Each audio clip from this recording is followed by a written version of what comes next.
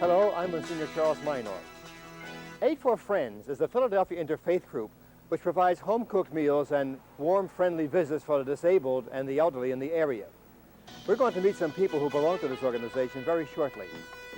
We'll also meet an individual who is involved in aiding his friends as we travel to La Paz, California, and spend some time with Cesar Chavez, the leader of the United Farm Workers of America. Our short subjects include another in our Person in the Pew series.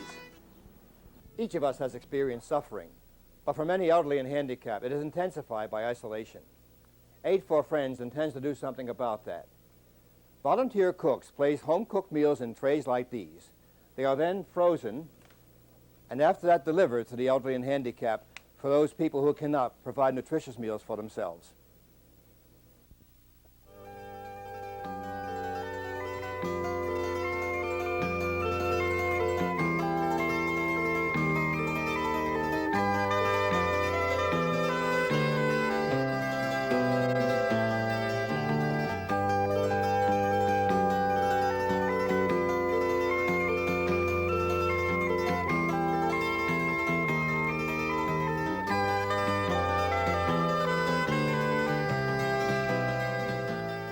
Aid for Friends is dedicated to providing food and friendship to handicapped and elderly shut-ins.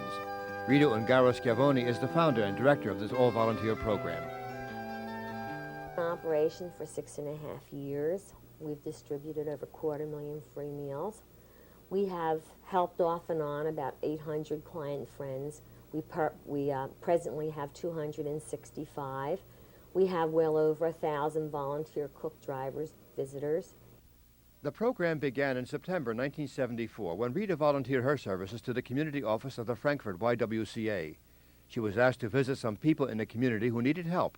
The first person she met was Mattie.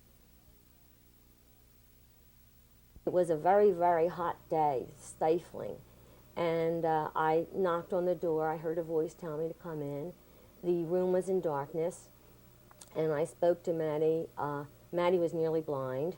She explained that she wasn't able to walk due to crippling arthritis. I asked her if perhaps I might get her something cool to eat, and something cool to drink, and something to eat. And I went into the kitchen, and there was absolutely nothing, no food in the kitchen at all. So I asked if perhaps I might do some shopping and bring some food back to her, which I did. That evening, while Rita cooked dinner for her family, she thought about Mattie. As she served the meal to her husband and children, she realized how important it was for Mattie to have a nutritious dinner. I fashioned a tray out of this heavy aluminum foil, and I put it in. And then when I visited Mattie the next day, I brought this, with me. And I had no idea that the program would grow as it has, but that was Aid for Friends' first meal. Tell us some of the things that the volunteers do. It's so easy to be a cook. What we simply ask is that once a week, when the woman is preparing food for her family, she cooks a little bit extra. Kathy Pfeiffer has been an Aid for Friends volunteer cook for over 6 years. So it's very easy. As you prepare dinner for your family, which you have to do anyhow, you just take an extra portion, put it in the tray that Aid for Friends provides for you, pop it in the oven, and pop it in the freezer, and you're ready to go. An individual effort, and it's something one person can do for another person. You don't have to go anywhere. You work right in your own kitchen. You don't have to travel far. A driver will come and pick up your trays, and you're only asked to do it twice a week. So it's really not a hard thing to do at all. And it goes to elderly, handicapped people that really need it. Once each week, these frozen meals are picked up by volunteer drivers. The drivers then bring the dinners to the closest Aid for Friends freezer.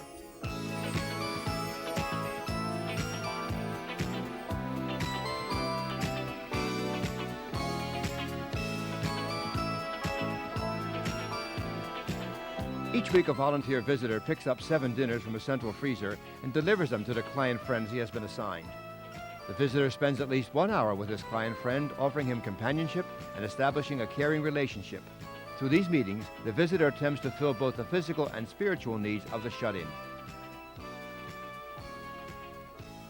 Jerry Limecooler has been a volunteer visitor for nearly 4 years. Last year, 89-year-old Florence Arnold became one of her client friends. Since that time, the relationship has grown into a warm and compassionate relationship. Place I have the time. I have the car, and I have the desire. I enjoy seeing these people at least once a week. And I don't think it's just because it's food. I think it's a visiting that they like extremely well and look forward to, honestly. My friend Jory, she come to see me.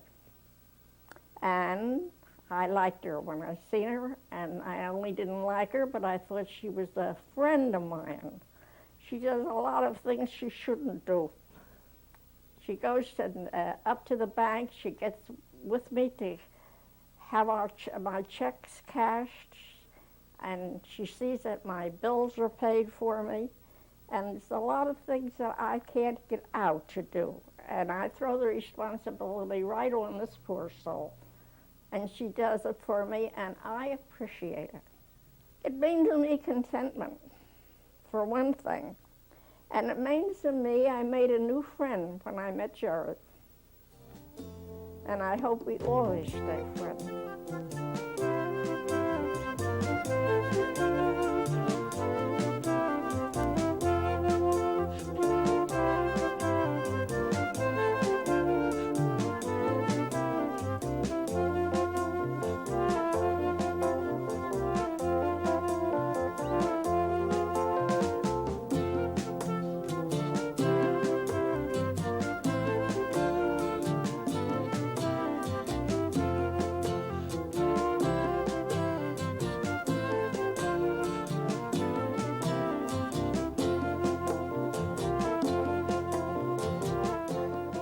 Rita hopes the future will bring more churches and organizations wanting to join in her commitment to provide aid and comfort to those less fortunate than ourselves.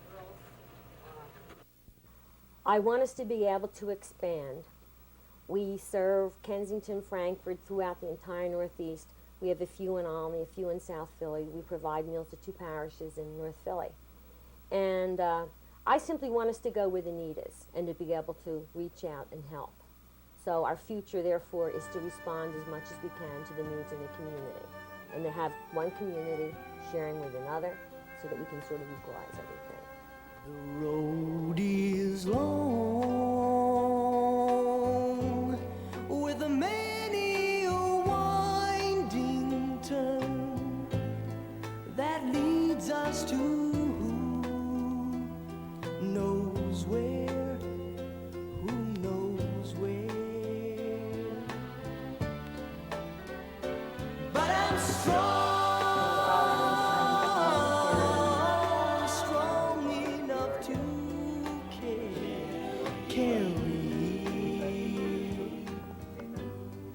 Please help Charlie, Grandma, Grandpa, aid for friends, and the person this train is going to, and anything else you need your help with.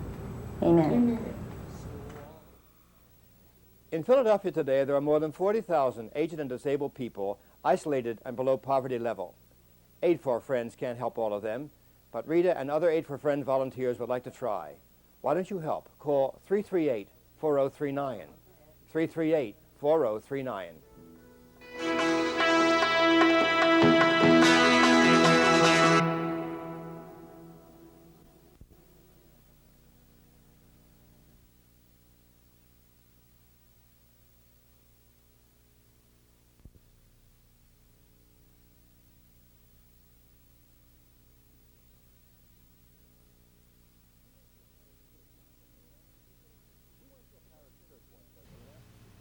We went to a parish church one Sunday and asked a few questions. The first question we asked was, what do you remember from the homily? I missed it. It was a request to be aware of injustice in the world and to hopefully do something to correct it. Actually, it's the warmth of the priest. I don't know what to talk about. To have that real mercy for everybody. The man will find somewhere in the society a better respect for life. Social injustice. I don't know. The sanctity of life. I can't remember. Talked about, well, he told a story about a man who... I remember a story. He told a story about... What did he say? He said that... Is this live? Well, then we asked the people a second question. How would you improve the homily? I bring them down to earth. What I would say is, I'd say add more stories. The best part of a homily is when they apply it right to a person's life. and not make it a theological discussion, but rather a very practical application. Well, I think you have to try in terms of what Father said about coming to the pulpit on Sunday morning with the Bible in one hand and newspaper, daily newspaper in the other hand. I don't know. Well, I haven't really gotten that much thought about it either. They are fine here. We don't need any more improvement. And I think it always helps to have the point delivered in a reasonable period of time. I'd make them shorter.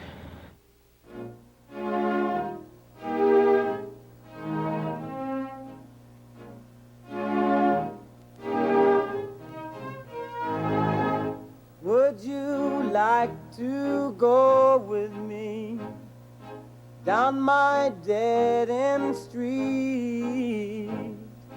Would you like to come with me to village ghetto life? See the people lock their doors while robbers laugh and steal. Beggars watch and eat their meals from garbage can. Now some folks say that we should be glad for what we have. Tell me, would you be happy? Village ghetto life.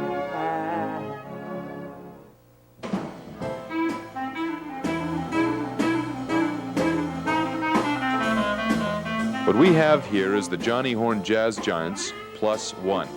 That one is a Jesuit priest named Frank Coco who plays the clarinet like, well, let's just say he really knows how to play the old licorice stick.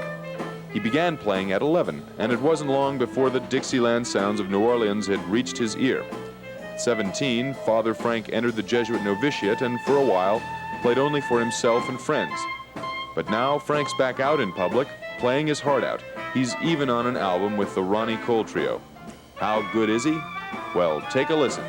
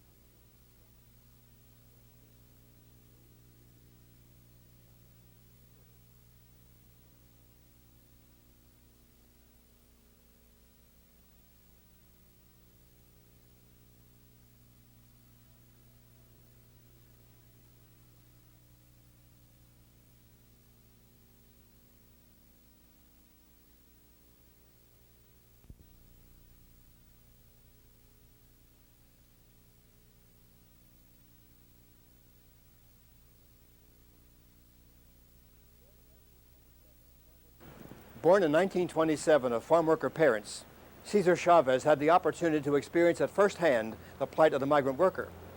Since 1962, when he organized the United Farm Workers of America, Chavez's name has become synonymous with the battle to win rights for the migrant worker. His leadership in the nonviolent movement of his workers' friends has given him national fame. If this is what it takes to build a union, a free and democratic union, and a good union for good people, we're willing to do it. As long as there's 1 ounce of strength in our body, that ounce of strength will be used to fight, and in the end, we will win. The year is 1973, and Cesar Chavez and his Union of United Farm Workers are on strike. They strike against the California growers for labor contracts they hope will mean better working conditions. They march in the fields and in the cities. And when that fails to bring results, they take their cause across the country in the form of a nationwide boycott of lettuce and grapes. But as the strike drags on, violence erupts. Dozens of union supporters are injured, and 2 are killed. But time after time, the farm workers respond without violence, and in the end, Cesar Chavez and his union win. This is Cesar Chavez today, age 54, and the once jet black hair is now showing some signs of gray. But he remains the union president and is still the best spokesperson for the needs of the farm worker. Needs, he says, still aren't being met. We really can't say much for how agriculture is developed in this country today. It's there and exists at great sacrifice and injustices to the workers who harvest the crops. And they're the ones that, through sacrifice, plant and cultivate and harvest the greatest abundance of food known in the history of mankind, and they don't have enough for themselves. That's really difficult to accept. Home for Chavez and the Farm Worker Union is this 200-acre compound in the picturesque hills outside of Bakersfield, California. They call it La Paz, the place of peace. More than 100 volunteers live here, and they, like Chavez, receive room, board, and $10 a week for their efforts. Many of the volunteers live in the trailer park with their families. Inside are the offices, files. There's even a computer to supply information to the union's field offices around the state. The atmosphere is relaxed and communal, more like a working retreat house than a union headquarters. For Chavez, it's a lifestyle that reflects priorities. We need a warehouse and, such things. Mostly just making the places livable, workable. Nothing much. We want to spend our money organizing. Organizing is the key, and Cesar Chavez has been doing it for the farm workers for over 30 years. Organizing everything from nationwide boycotts to small informal gatherings like this one, where several workers who have been fired bring their case before the union president. I have to deal in several levels. My strongest level, and the one I enjoy the most, but the one I do very little of, is really dealing directly with the workers. That's my specialty. That's what I did for a number of years, and that's where I'm really strong at. In this case this morning, on one case was being fired for drinking on the job. We were able to document that the man doesn't drink, is ill, but it comes from my long training with casework and being very familiar with some of the laws and some of the contracts and so forth. We didn't win anything for 20 years. We fought for 20 years and we've never won anything. We never had one even little small success. And but there was this faith there that someday it's going to happen. In 1975, it did happen. California passed legislation making it the only state that allows farm workers to enter into collective bargaining. It was a major breakthrough for the United Farm Workers Union. Until that time, farm workers had been excluded from almost every major form of legal protection. In 1935, they were specifically excluded from the National Labor Relations Act, which gave workers the basic right to organize. They've been excluded from laws governing unemployment and workmen's compensation, disability, child labor laws, and minimum wage. For the union, it's been a long, uphill struggle for recognition that has only begun to pay benefits. But even when a law is passed regarding the farm workers, Chavez is bitter about how it is enforced. We know that when a law is passed in agriculture, it has no meaning. We know that. We know that For instance, if a law is passed against speeding, it'll be enforced. If a law is passed regarding income tax, it's going to be enforced. And we know a law is passed regarding, you name it, it's going to be enforced. But we also know when it's passed for, supposedly for farm workers, we know it's not going to be enforced. We just know that. Chavez has learned that there are no easy solutions because the issues at stake are so complex. The United Farm Workers Union is not a typical union, the traditional banding together of the weak to survive against the strong. The union must walk a political tightrope between the interests of labor, agriculture, the Hispanic community, and the workers that it represents. One of the key issues is undocumented workers. Undocumented workers from Mexico have always made up a certain percentage of the farm worker force, which today in California numbers nearly 500,000. The Farm Workers Union has about 100,000 members, and no one knows how many of them are working illegally. The union doesn't ask for working papers. Chavez argues that if a person is good enough to work in the fields, they're good enough to be represented. But this kind of thinking has brought him criticism, even from his own rank and file. Then there is the question of the farm owners. How much more pressure can they withstand? Chavez admits that some of the farm owners do get hurt in the union squeeze, but most of the farm worker union contracts are with larger corporate farm owners, not with the smaller farmer. Well, we're a controversial movement. I mean, we're very controversial, and things we do is we're really telling employers, listen, your people aren't getting treated well, and we want them to be treated better. And anytime you do that, of course, you're subject to a lot of criticism. Not that we're perfect, of course not. Criticism is something Chavez has lived with from the beginning. It is the violence that he will never accept. Fighting for Our Lives, a film produced by the farm workers about the 1973 strike, shows how the tension of the moment can challenge what really is the union's Christian commitment to nonviolence. It's really a question of faith with us, a question of belief, more than anything else. More than just a straight economic action. That's necessary, but that can be secondary. I think a lot has to do with our tremendous concern for nonviolence. And to strengthen the whole idea of nonviolence, we had to go to the only place where it comes from, and that's from Christ's teachings. And we had to use that strongly. To date, 4 union supporters have died for La Causa, the union's cause. 3 of those who died were friends of Chavez. How can you even begin to fathom this overwhelming, unlimited love that people have, willing to give their lives for justice? It's really painful. It's really hard to deal with it, because ultimately I'm responsible. Ultimately, I mean, no one really. I mean, I'm the leader, and I'm really responsible. Cesar Chavez knows that the struggle for the rights of the farm workers will not end with the signing of a single piece of legislation or a labor contract. For him, winning is the recognition of the human rights of all farm workers, and he knows that time has not yet come. It's green pastures aplenty from dry desert ground, from the Grand Coulee Dam where the waters run down. Every state in this union us migrants has been, and we'll work in this fight, and we'll fight until we win. The next time you enjoy a glass of California wine or some nice crisp lettuce in your salad, be sure you think of the farm worker who labored to make them available. Also, thank God for sending the farm workers a man like Cesar Chavez, a true champion of the people. Next week on Reel to Reel, we'll begin our new season by taking a look at the history of the church in Philadelphia, and we'll see how a boat is made in Maine by a community of true believers. Also, we'll introduce a new segment, the Arts Review, in which critic Liz Andre will review The Secret of Mim. And I'll introduce our new co-host, Sean Hughes-Camp. It is always good to be with you each week here on Reel to Reel, and I look forward to next week when we begin a whole new series with new ideas. And so I hope you have a good week. Till then, goodbye and God bless you.